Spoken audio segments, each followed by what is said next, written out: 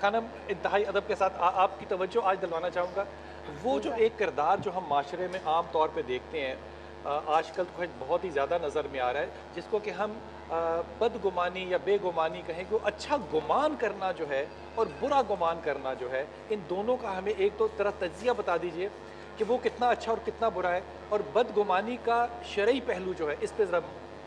بسم اللہ الرحمن الرحیم۔ سورہ مبارکہ حجرات میں خالق اکبر نے صاحبان ایمان کو مورد خطاب قرار دیا، یا ایھا الذین آمنوا اجتنبوا کثیرا من الظن ان بعض الظن اثم۔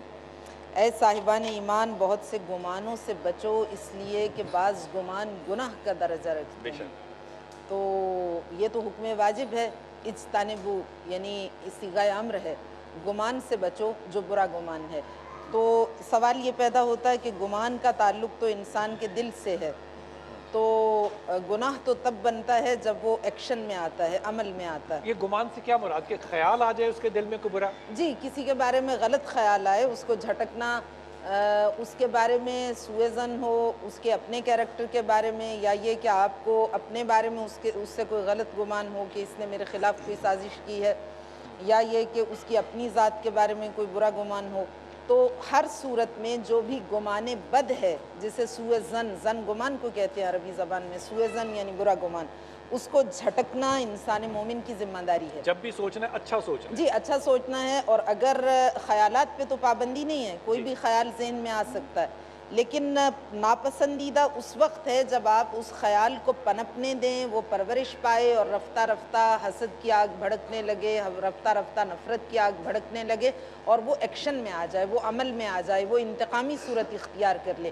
اس لیے خالق اکبر چونکہ ہر برائی کو جڑ سے اکھاڑ کے پھینک دینا چاہتا ہے، تو وہ فرماتا ہے کہ جیسے ہی گمان دل میں آئے اس کو نکال دو۔ اور اسی لیے سورہ مبارکہ اسراء میں فرماتا ان السمع والبصر والفؤاد کل اولئک کان عنہ مسئولا۔ تمہاری سماعت بھی، تمہاری بصارت بھی، لیکن ساتھ ساتھ تمہارا دل بھی جو تمہارے خیالات کا مرکز ہے، بارگاہ خداوندی میں جواب دہ ہے، اس سے سوال کیا جائے گا۔ تو اگر ہم گمان کو ذہن سے جھٹک دیں تو رفتہ رفتہ مسائل حل ہونا شروع ہو جاتے ہیں، مگر یہ ہے کہ ہم گمان کو یقین کے درجے میں لانے کی کوشش کرتے ہیں اور خود ہی قیاس آرائیاں کرتے ہیں، تخمینے اندازے لگاتے ہیں۔ اور اگر وہ بدگمانی ہمیں اندازہ ہو جائے کہ یہ بدگمانی ہے تو ہمیں اپنا برا بھی لگتا ہے کہ نہیں، یہ بدگمانی ہم ثابت کرنا چاہ رہے ہوتے ہیں، نفرت کی اور جھوٹ کی ایک عمارت تعمیر کر لیتے ہیں۔ اس کے نتیجے میں معاشرے پہ جو اثرات مرتب ہوتے ہیں، یا ہمارے متعلقات میں، خانوادوں میں، گھریلو سطح پر، قومی سطح پر، وہ مسائل پیدا کرتے ہیں۔ بالکل بالکل بالکل، اور میں اس کو بالکل درسہ بدگمانی میں نہیں لاتا کہ سعدیہ نے چکن بھی اپنے شوہر کے آگے رکھا ہے، پکوڑے بھی یہاں سے اٹھا کے اپنے شوہر کے آگے رکھی ہیں، اس کو میں اچھے گمان میں لا رہا ہوں، اچھے گمان میں لا رہا ہوں۔ صاحب آج ہماری فرمائش پہ آئے ہیں، آپ کو کیوں جیلسی ہو رہی ہے؟ حضرت اگر میں ایسا نہ کرتی تو بھی آپ مجھے ڈانٹتے کہ وہ آیا تو وہ اس کا خیال نہیں کیا، یہ میرے لیے دونوں طرف سے مشکل بات ہے۔ حضرت یہ جو بدگمانی کا معاملہ ہے، اس کو صحاب کی زندگی میں اگر دیکھیں تو اس کے اوپر روشنی ڈالیے، اس میں کیسے دیکھیں؟ بلکہ ہم اگر حضور نبی محتشم سرکار دو عالم صلی اللہ تعالیٰ علیہ وآلہ وسلم کی حیات طیبہ میں اس کو دیکھیں جی، تو ایک مرتبہ حضور نبی اکرم صلی اللہ تعالیٰ علیہ وسلم اعتکاف میں تھے۔ آپ کی بعض ازواج میں سے کوئی ایک زوجہ جو ہے وہ باہر تشریف لے برازہ توجہ کرنا رسول کا کردہ، واہ واہ واہ۔ حضور نبی اکرم صلی اللہ تعالیٰ علیہ وسلم جو ہے ان سے گفتگو فرما رہے تھے۔ رک جائیے ذرا، ہم ذکر کر رہے ہیں رحمت العالمین کا، ہاں، جن کے صدقے میں ہم مانگ کے کھا رہے ہیں، جن کی وجہ سے یہ دین ہے، جن کی وجہ سے اسلام ہے، اب یہ ان کا کردار ہے۔ واہ واہ، ہائے ہائے ہائے۔ دو صحابہ کرام جو ہے انہوں نے دیکھا اور تھوڑا راستہ دور سے ہو کر گزرنے لگے، آپ نے ان دونوں کو بلا کر کہا کہ یہ میری زوجہ ہیں اور میں ان سے گفتگو کر رہا ہوں۔ انہوں نے کہا کہ حضور ہم کو بدگمانی کر سکتے ہیں، اکاؤنٹیبلٹی دیکھی آپ کی ذات والا سے کہا کہ نہیں، شیطان ہے، وہ گمان کوئی بھی پیدا کر سکتا ہے کہ میں کس خاتون سے اس رات کے وقت میں جو ہے کھڑے رہ کر بات کر رہا ہوں، تو یہ میری زوجہ ہیں جن سے میں بات کر رہا ہوں۔ گمان کو جو ہے وہ ایسے اس طریقے سے جو ہے حضور نبی اکرم صلی اللہ تعالیٰ علیہ وسلم نے جو ہے اس کو رد بھی کیا، اور ان صحابہ کرام کو یہ تعلیم بھی دی کہ اگر کوئی شخص کبھی کوئی کام ایسا کر رہا ہے اور جس کے اندر جو ہے وہ ہو پہلو بھلائی کا، لیکن لوگ جو ہے وہ اس میں بدگمانی پیدا کر سکتے ہیں، تو اس کو چاہیے کہ اس کی وضاحت کر دے وہ۔ ابرار بدگمانی مثال کے طور پہ میں تو بڑی عاجزی سے بات کہہ رہا ہوں کیونکہ علماء صاحب سے نہیں کہہ رہا میں کہہ رہا ہوں کہ فرض کیجئے کہ کوئی برا ہی عمل ہو رہا ہے تو وہ برے عمل کا جواب دے تو وہ ہے نا جو کر رہا ہے. اگر میں اس کے بارے میں اچھا گمان کر لوں تو مجھے تو اس کا اجر و ثواب ہے. یہ تو ولیوں والی بات آپ نے کر دی. ہمارے ہاں تو صورتحال کچھ اس طرح سے ہے کہ ہم کوشش کرتے ہیں کہ برے گمان سے ابتدا کی جائے. لا کے میگزم ہے نا, every body is innocent until proved otherwise. ہم کہتے ہیں every body is guilty until proven otherwise. تو ہم یہ سوچ کے بھائی یہ بندہ کچھ نہ کچھ کرے گا, ایسے یہ گمان والی ہے یہ میں نے, اور پھر اگر اس سے کچھ ایسا ہوا تو میں نے تو پہلے کہہ دیا تھا, اور پھر اپنے اوپر ایک ایمانی کیفیت طاری کر لی کہ دیکھا میرے گمان کتنے درست ہوتے ہیں, اور پھر لوگوں کا بھی وہ اس طرح سے مضبوط ہونا شروع ہو جاتا ہے کہ اور یہ سیٹرڈے تک کو تو کچھ ہوگا. ایک اس طرح کی بھی ہاں بدگمانی ہم, اور پھر وہ لامحالہ خود سے ہی کچھ ایسا بعض اوقات مجھے تو لگتا ہے ایسا ہو بھی جاتا ہے. تو جو میں صدقے جاؤں اپنے دین پہ کہ ہمیں مثبت سوچنے کے لیے کہا گیا کہ آپ جتنا مثبت سوچیں گے, اور ریسرچ بھی آج کی یہی کہتی ہے کہ جتنا پازیٹیو سوچیں گے آپ اتنے اللہ میں آپ کے لیے راستے کھولتے چلے جائیں گے, زندگی میں کامیابیاں عطا فرمائے. بالکل وہی حالات بدلنے والا ہے, وہی حالات کو بدلے گا. بالکل بے شک. اچھا یہ جو معاملہ ہے نا, یہ کرنل صاحب آپ کو اس میں شامل کروں, مسلمانوں کو اس کے اوپر ہدایت بھی مل گئی ہے, راستہ بھی یہ پتہ ہے, لیکن پھر بھی ہم اس بیماری میں مبتلا ہیں. جن کے پاس نہ ہدایت پہنچی نہ راستہ ملا وہ اس سے کہیں دور ہیں. اور آپ وہاں نہیں دیکھیں گے کہ وہ لوگ ایک دوسرے کی بدگمانی کریں, بلکہ وہ انڈیفرنٹ ہوں گے. بالکل صحیح بات کیا آپ نے. بدگمانی جب بندہ کرتا ہے یا سوچ رکھتا ہے تو بیسیکلی وہ اپنا نقصان کر رہا ہوتا ہے. اور جو بھی اگر آپ کوئی بات کرتے ہیں کسی کے بارے میں, کسی کی غلط بات کو اگر اپنی زبان سے دہراتے ہیں تو میں تو کہتا ہوں کہ اپنی زبان کو آپ اس کی غلطی کا جو ہے وہ اس کی ساری گناہ اپنی طرف لے رہے ہیں, اور وہ اپنی نیکیاں اس کی طرف دے دیں, آئینہ پیش کر رہے ہوتے ہیں. کسی کا گناہ اپنی زبان سے آپ دہرا رہے ہوتے ہیں, تو آپ کو کم از کم ایسا نہیں کرنا چاہیے. اور بدگمانی آپ نے بات کی تھی پردہ پوشی والی, اگر آپ نے کوئی کسی کو دیکھ بھی لیا تو اس میں پردہ پوشی کا حکم ہے, جو اللہ کا عمل ہے, یہ اللہ کا عمل ہے, یہ کوئی چھوٹا عمل نہیں ہے.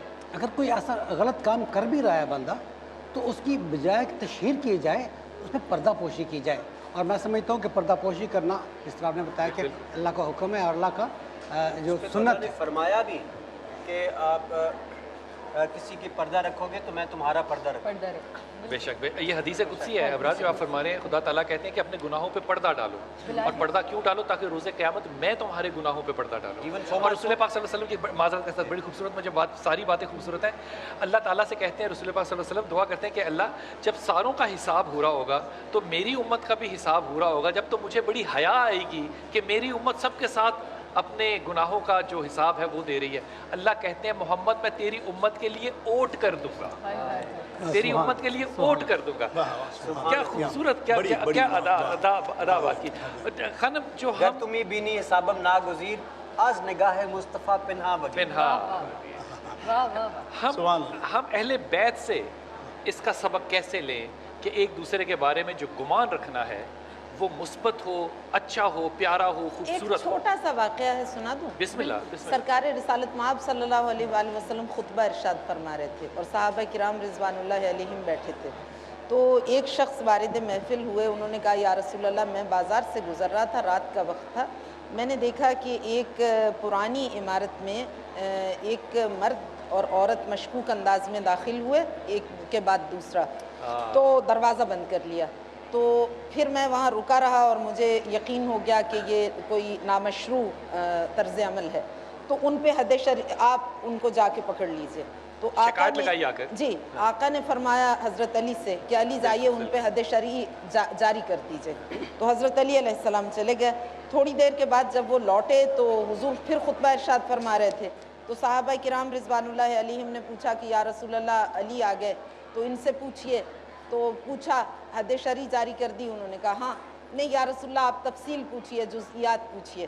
تو جب انہوں نے فرمایا کہ اس کی تفصیل کیا ہے, تو حضرت نے فرمایا کہ جب میں وہاں پہ گیا تو میں نے دروازہ کھولا, اس کو ان لاک کیا, اور پھر میں نے اپنی پشت پھیرائی, دیوار کی جانب چہرہ کیا, آنکھیں بند کی, چہرے کو جھکا لیا, اور میں نے بلند آواز سے کہا کہ جو بھی اندر ہے وہ باہر چلا جائے. उसके बाद मैंने थोड़ा वक्फा दिया, उसके बाद मैंने फिर यही अमल दोहराया, फिर मैंने आवाज़ दी तीसरी बार, चेहरे को झुका के आंखों को बंद करके पुश्त फिरा के, तो मैंने आवाज़ दी कि तुम्हें कुछ नहीं कहा जाएगा, जो अंदर है वो चला जाए। उसके बाद फिर मैंने थोड़ा वक्फा दिया और फिर मैंने देखा तो दरवाजे तो खुले थे, अंदर जाके देखा तो कोई नहीं था। तो लोगों ने एतराज़ किया कि इन्होंने तो मुजरिमों को भागने का मौका दिया। तो आका के लबों पे तबस्सुम आ गया, तो आका ने फरमाया कि या अली तक़ज़ी मा अक़ज़ी व तहकुम मा अहकुम, तू वही फैसला करता है जो मैं करता हूँ। वाह सुभान अल्लाह, सुभान अल्लाह, कुर्बान जाइए, कुर्बान जाइए, यही हद शरई है। तो सहाबा किराम ने पूछा या रसूलल्लाह बुराई को फिरोग नहीं मिलेगा? तो आका ने फरमाया कि काबा की हुर्मत तुम्हारी निगाह में कितनी है? कहा बहुत ज़्यादा है। का एक मोमिन की, मोमिन प्रैक्टिसिंग मोमिन नहीं, एक जिसने जबान से कलमा पढ़ लिया, उस मोमिन की 70 टाइम ज्यादा इस काबा से हुर्मत है। तो तुम्हें जायज नहीं कि तुम उसकी गलती को पब्लिक करो। क्या किरदार दिखाया, क्या किरदार दिखाया, क्या किरदार। बहादुर शाह जफर ने कहा था कि नथी हाल की जब हमें अपने खबर रहे देखते औरों के ऐब हुनर और पड़ी अपनी बुराइयों पर जो नजर, तो निगाह में कोई बुरा ना रहा, कोई बुरा ना रहा। वाह वाह वाह वाह वाह वाह, सुभान अल्लाह। हम एक उंगली किसी की जानिब उठाते हैं तो हज़रत सैयदना शेख अब्दुल कादिर जिलानी फरमाते हैं कि अगर एक उंगली किसी की जानिब उठाई गई है तो तुम वो एक उंगली तो अंगुष्ठनुमाई कर रहे हो, ये 3 उंगलियां जो तुम्हारी जानिब उठ रही है उसको नहीं देख रहे हो। अच्छा एक जुमला इस पे फरमाइए खाना, मैं आपसे इब्तिदा करता हूँ। ये जो गुमान दिल में आ गया, इसको निकालने का तरीका क्या? देखिए, रोज़े आखिरत पे यकीन रखना और अपनी कब्र के बारे में हज़रत अली का फरमान है कि मुतअफ़्फ़िरन अला ख़द्दिही, वो वक्त याद करो जब तुम्हारा रुखसार खाक पे होगा, अज़ीज़ व अक़रबा कब्र को बंद करके लौट जाएंगे और तुम हेल्पलेसनेस की ऐसी स्टेट में पड़े होगे कि कोई तुम्हारी फरियाद सुनने वाला नहीं होगा। तो अल्लाह पे आखिरत पे यकीन रखना इंसान को पाकीज़गियों से बहरावर करता है। और फिर फरमान है आका का, कफ़ा बिल मर्इ शुग़लन बिनफ़्सिही अनिन नास, फरमाया मैं तुम्हें ऐसी मसरूफियत दे के जा रहा हूँ कि सारी ज़िंदगी फरागत ही नहीं होगी। कफ़ा बिल मर्इ शुग़लन बिनफ़्सिही अनिन नास, अगर तुम्हें अपने गरीबान में झांकने की आदत पड़ जाए तो तुम्हारी मसरूफ रहोगे, ज़िंदगी खत्म हो जाएगी। एक जुमले में हुजूर की एक हदीस है कि हासिबू क़ब्ल अन तुहासिबू, अपना मुहासबा तुम खुद करो क़ब्ल इसके कि तुम्हारा मुहासबा किया जाए। वाह वाह। मैं बुर्दा शरीफ की दरख्वास्त कर रहा हूँ, लेकिन एक हदिया बात कर रहा हूँ आपको, और ये ज़रा गौर कीजिएगा कि ये वो किरदार साजी है जो कि हमारे आइमा की है, हमारे इमामों की है, और ये नाजुकी ख्याल और गुमान, ज़रा गौर कीजिए। तबूक की जंग जो है ये मुसलमानों के लिए बड़ी मुश्किल जंग थी, क्योंकि गर्मी थी, खजूर पक चुकी थी और जहाद पे जाना बड़ा मुश्किल था। एक घोड़े या एक ऊँट पे 12-12, 13-13 सहाब जो थे वो बारी लेते थे और जाते थे। ये वो जंग थी जिस पे कि ऐलान किया रसूल पाक सल्लल्लाहु अलैहि वसल्लम ने कि साहब जो है वो माल को इकट्ठा करें। ये वो जंग थी जिसमें कि हज़रत उमर के दिल में ये आई कि इस दफ़ा जब माल इकट्ठा करने की बात आई है तो उमर यकीनन अबू बकर से फौकियत लेकर जाएगा, क्योंकि मैं माल ज़्यादा लेकर आऊँगा। हज़रत अबू बकर भी माल लेकर आए, हज़रत उमर ख़त्ताब भी माल लेकर आए। अब सवाल ईमानदारी से देखिए करना साहब, सवाल यहाँ पे क्या बनता था कि रसूल पाक साहब से पूछते कि क्या माल लेकर आए हो, ये सवाल यही बनता था ना। अल्लाह के रसूल ने सवाल को पलट दिया, कहा घर क्या छोड़ कर आए हो, घर क्या छोड़ कर आए हो। ये जब सवाल पलटा, हज़रत अबू कहते हैं, हज़रत अबू बकर कहते हैं, हज़रत उमर ख़त्ताब कहते हैं कि मुझे एहसास हो गया कि मेरा जो गुमान था वो सही नहीं था। अब यहाँ पे बात इतनी ही सुनते हैं, इसको हदियतन आगे बढ़ा रहा हूँ, जो कि हम अक्सर इस बात को मुकम्मल नहीं करते। जिब्राईल अलैहिस्सलाम आए रसूल पाक सल्लल्लाहु अलैहि वसल्लम के पास और कहते हैं रसूल पाक से कि वो अबू बकर जिसने कि अपना सारा सामान जो थे वो लेकर आए, और उस वक्त उन्होंने टाट बांधा हुआ था और कांटों के साथ बांधा हुआ था, क्योंकि सब कुछ ले आए थे। जिब्राईल अलैहिस्सलाम आए और रसूल पाक सल्लल्लाहु अलैहि वसल्लम से कहते हैं कि अबू बकर से पूछिए कि क्या अबू बकर अल्लाह से राजी है। सारे लोग चाहते हैं कि अल्लाह हमसे राजी हो जाए, और खुदा ने पहुंचाया पैगाम कि अबू बकर से पूछिए अपने बदगुमानी को अगर अच्छी गुमान में बदलना है तो अल्लाह के हुजूर उसको जुम कर देना।